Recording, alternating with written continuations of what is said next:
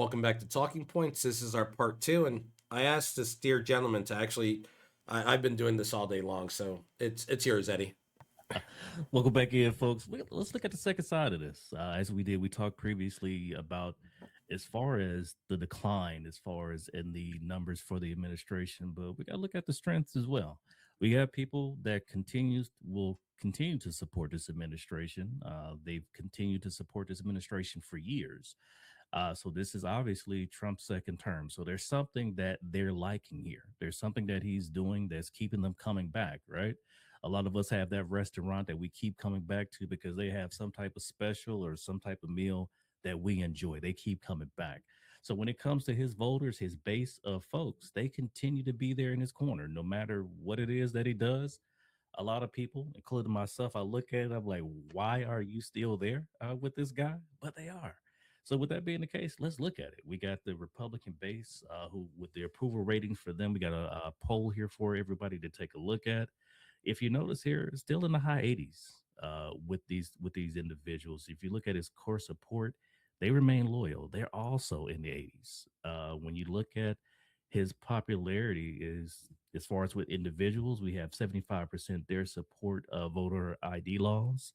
We also have 61% of individuals who support proof of citizenship requirements. So you see that individuals, although um, people will question why they still approve some of the things for this guy. Here he is. The proof is in the pudding. The numbers aren't lying. Approval stability. He's currently again in the 40 percentile there with that, and then also his elector strength. He won the 2024 election. Hey, according to the numbers, he was pretty very popular amongst people in general, and that include independent individuals. Although we're seeing those numbers change, he's still there. So, with that being said, man, what do you think? What do you think about these numbers? Why are people still in this guy's corner? I'm at a loss. I truly am. No, I'm being serious. I'm at a loss, um, because I look at this and I look at. We were just talking about it in the last segment. Um, his core base is the one that's being hurt the most, and I watch the Daily Show every so often, the little recaps with Jordan Klepper, and he was Mhm. out at a Trump rally, and he was asking them, and I wish I should have pulled a clip from it just to show it here real quick. He asked one, "Are you still supporting the president?" They said, "Trump, Trump, Trump forever." He goes, "And you agree with him? No new wars? Yeah, no new wars, no new wars. What do you think of Iran?" Well, it's not a war. I'm sorry. I didn't see him. I think I saw something like that.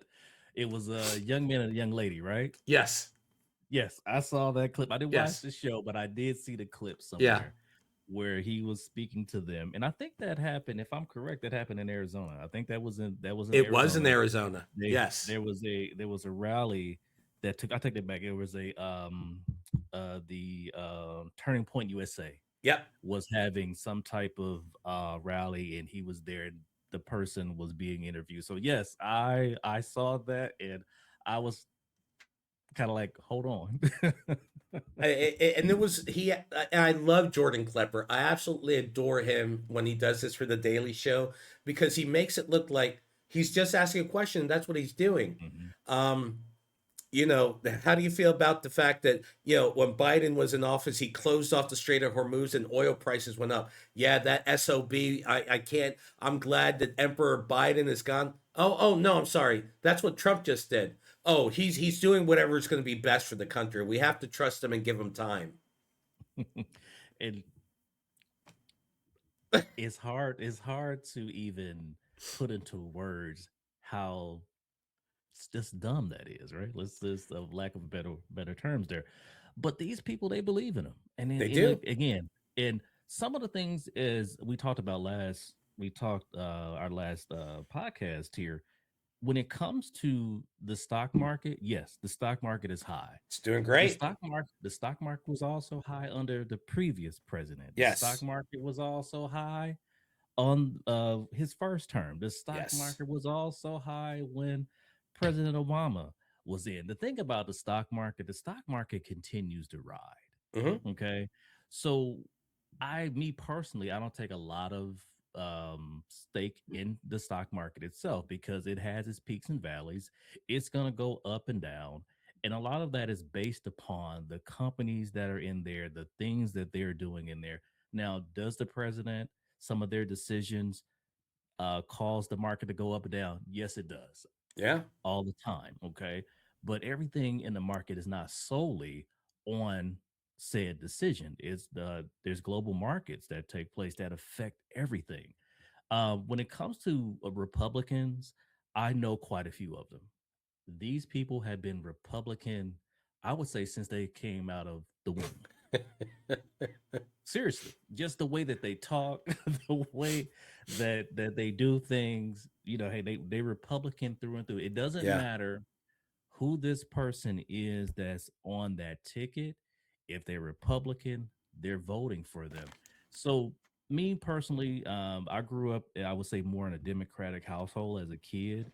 My mom was really into politics, but she always wanted to make sure we watched as far as conventions, both Republican and Democratic conventions we watched so we can understand both sides. And that's where I would say my passion for politics was birthed from.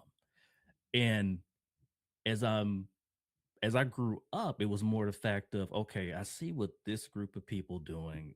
I see what this group of people is doing. I really don't jive with either one of these cats. Yeah. Okay. So with that being the case, that's why I became an independent voter. Let me listen to what your views are. Let me listen to what it is that you have to say. And once I do that, I can determine what works best for me, and then what works best for me and my family, and then Yeah. my community. All of those things come into play. But a lot of people who I know that are Republicans, it's like, hey, this is it, hard line. I'm not listening to anything else. It's Yeah. hard to have conversations, I feel, okay, with people who are hardline Democrat or either hardline Republican. It's like a line is drawn. That's what I'm going to be, and Hmm. that's it. And when I look at this number as far as the base approval, I'm not shocked with that. That number is that number, and I don't think that that number is really going to budge. To be realistic with you, the only way that I would see that number really moving is if you get some type of high ranking Republican that says, okay, enough is enough. Okay. But the question is, who is that?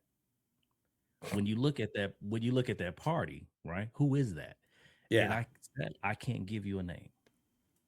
Well, I'll tell you what, my story in the politics was very different. My parents, both being from Puerto Rico, they never discussed politics at home. I never knew what party they were in. It never came up. It was something, two things we didn't talk about was religion and politics. And that's okay. That's okay because it let me form my own opinion when she was pushing me out the door every Sunday morning to go be an altar boy and she went back to bed. So I'll say thank you for that. But I was already awake because I believe my my views in politics was given to me by PBS.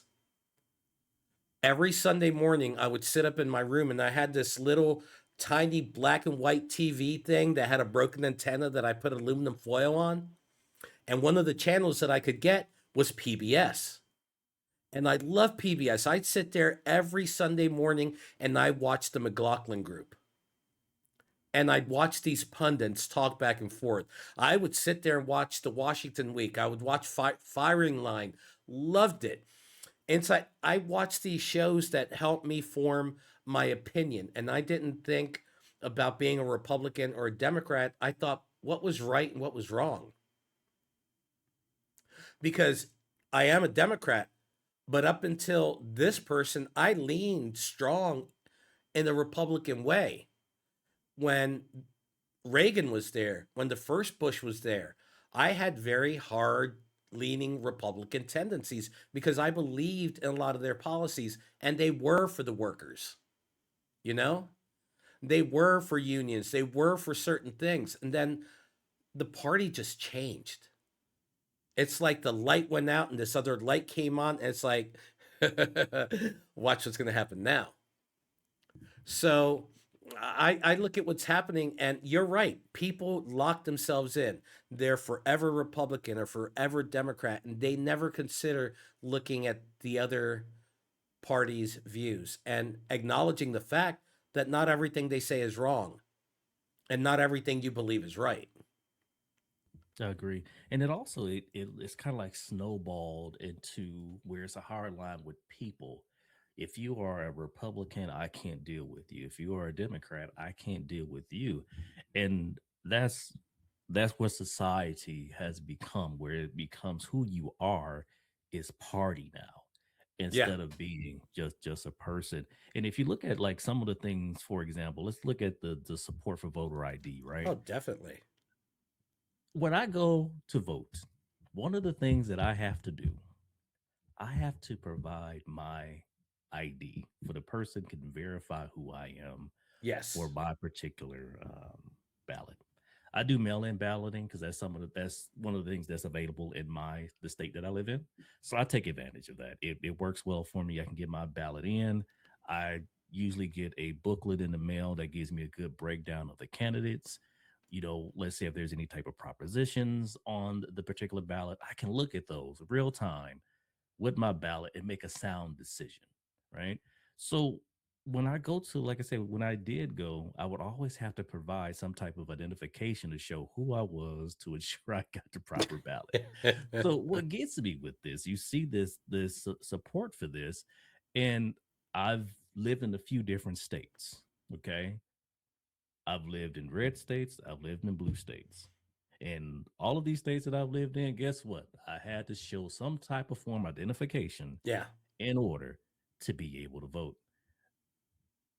It happens, folks. So to me, that's a mute talking point. But again, they believe in that and they support that. Most people do. I'm going to be realistic with Oh, you, yeah. Republican or Democrat or independent. Everybody believes that you should have some type of form of identification to prove who you are. Now, it shouldn't be some type of separate card. Your driver's No. license should be enough.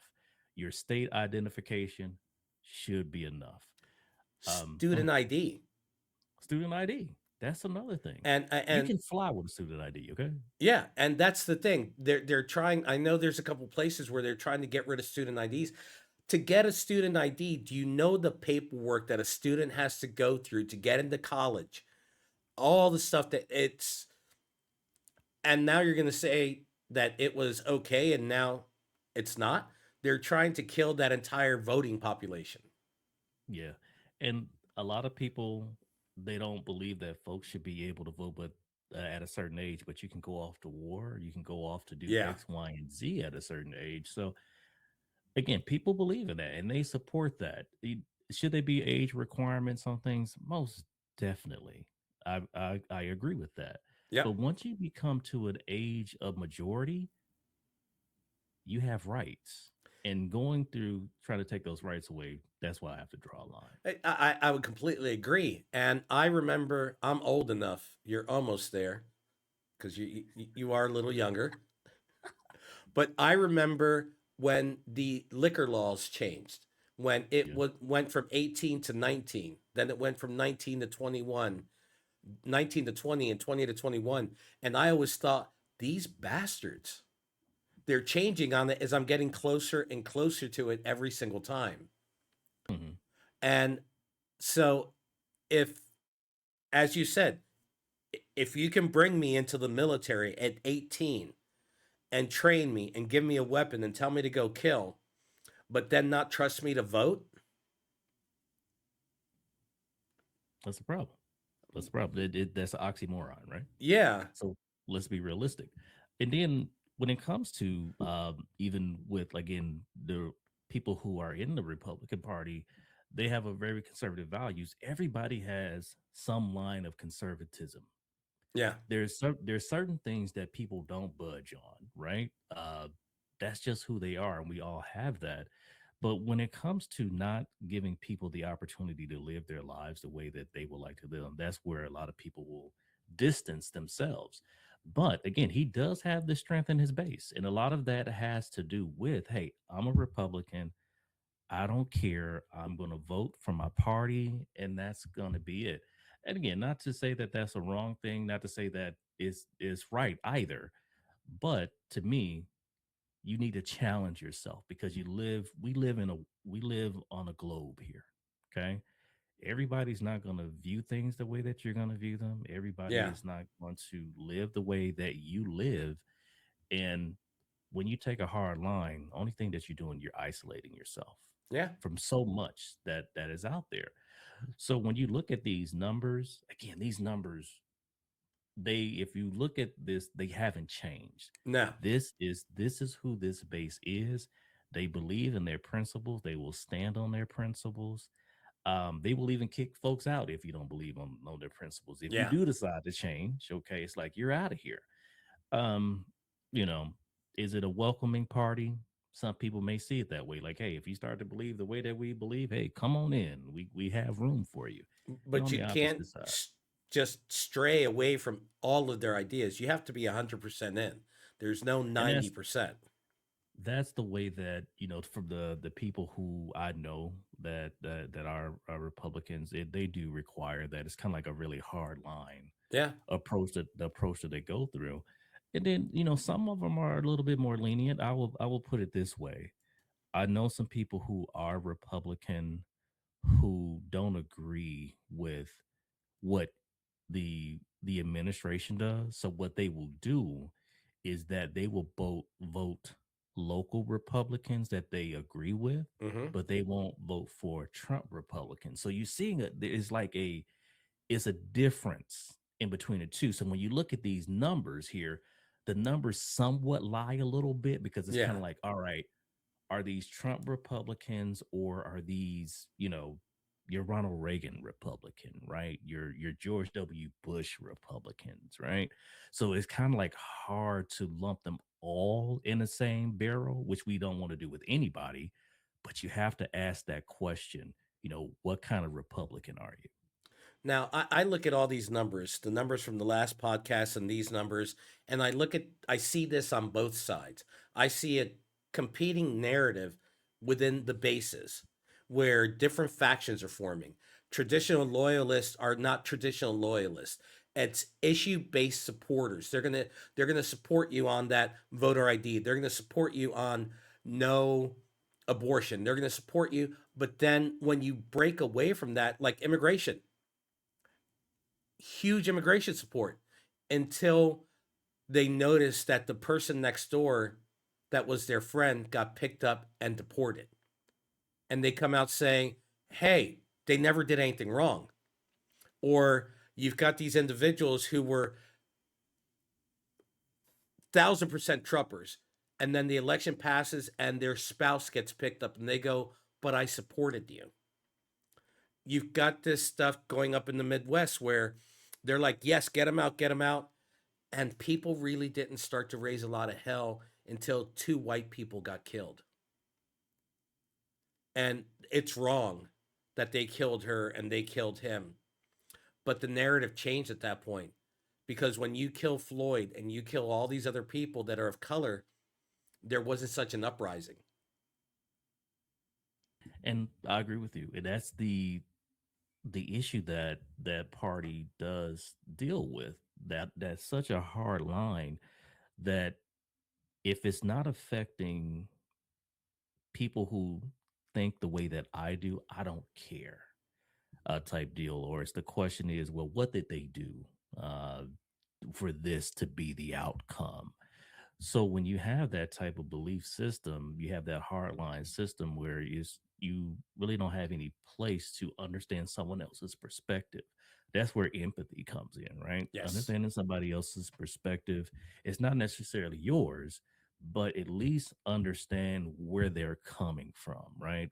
What got this person to that there, and I think that that's a lot of times what's missing within that Republican base where it's constantly me, I, and this is the way that I look at the world around me. These are the things that I want from the world around me. And if I can't get that, I don't want you in my space. So again, the numbers don't lie. The No. numbers are what they are. Because again, there's this is the base. And when you are a Republican or if you are a Democrat, you have to take everything that comes with it, Yeah. both the good, both the bad, whatever someone is saying about your party, whatever someone, feels that your party is or is not doing, you have to take all of that in. And at the end of the day, who you vote for is obviously up to you. But if you're not willing to think about it or willing to examine other opportunities, you'll continue to fall for the same foolishness over and over again. Now, when we started the other podcast, let me ask you this: are the polls reflecting reality, or are they shaping perception at this point? I would say it's a mixture of both. And the reason that I say that is that reality is setting in for a lot of people, like you stated, with the ongoing situations, the conflicts that you're seeing in the country. That's now starting to fill in the reality part of things. The war in Iran, that's reality. The um the situation that took place in Minnesota, that's reality. The Yeah. multiple things that took place there, that's reality. We saw and we're speaking of ICE here when we say in Minnesota, also Chicago where things took place, also some things in Maine as Hmm. far as with ICE. So when you're seeing it live, when you're seeing it happen, that's reality. When you're seeing the information, let's say you're watching a press conference. A press conference is just like, okay, I'm taking this information in. Okay, that's this. Yeah. It is what it is at the current point. It's just media that's coming into me, and watching us. This is media. But when it knocks on your door, like we talked about issues as far as with the economy, that knocks on your door, that becomes reality. Yeah. So I think that, like I said, is it both things that we're looking at the exact same time. It's hard to see people, and they see these trends, and they don't believe. Like right now, I see a lot on both sides that don't believe that the issues that are pushing at the moment are going to be there come the midterm, and they're trying to keep those issues alive to make sure that you don't forget, because the message is changing every day out of DC, whether it's the Republicans or the Democrats. They can't get their shit together. They can't figure out what they want to do. When you look at it, it's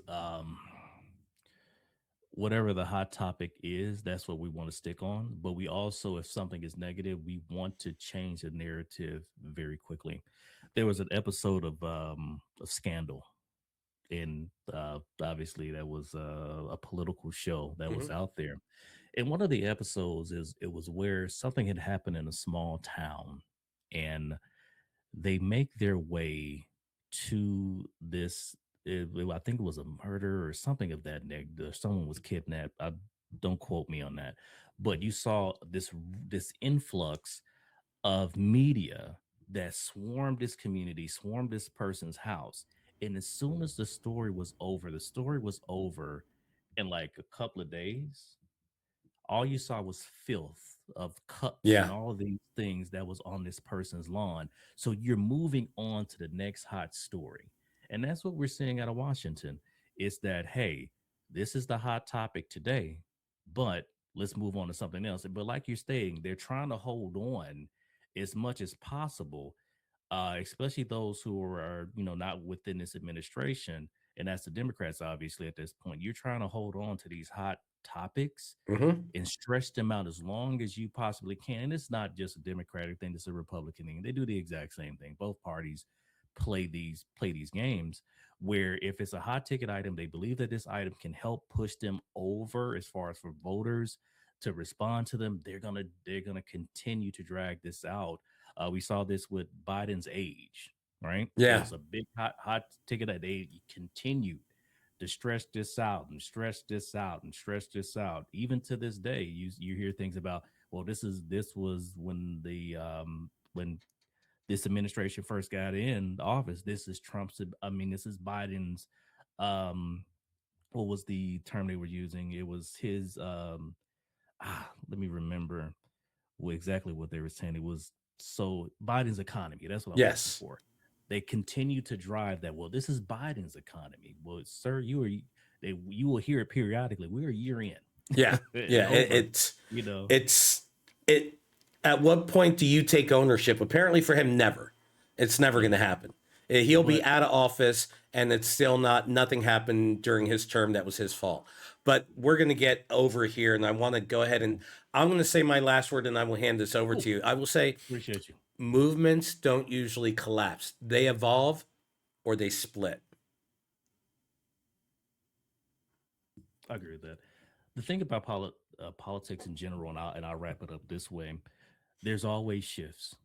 Politics reminds me of the stock market. There's always ups and there are always down.